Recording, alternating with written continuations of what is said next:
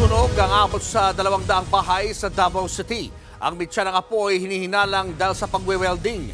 Nasa frontline na balitang yan, si Bril Montalvo. Pasado alas 8 kaninang umaga nang baluti ng nagngangalit na apoy ang mga bahay sa Barangay 5A Bangkerohan sa Davao City.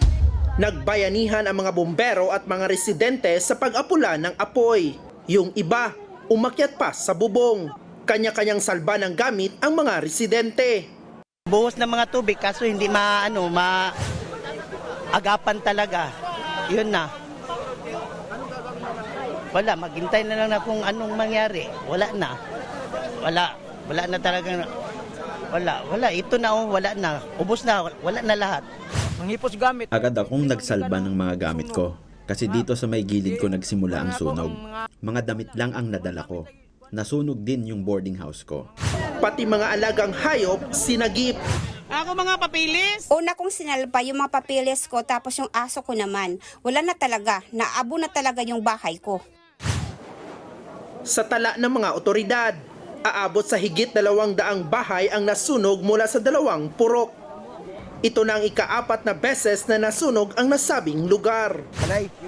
Meron daw nagpapatrabaho ng bahay tapos merong nagwe-welding. Hindi raw nila namalayan kasi walang tao doon sa loob. Tapos nag-spark yung welding at doon na nag-umpisa ang apoy. Umabot ang higit 3 oras ang sunog bago ito naapula.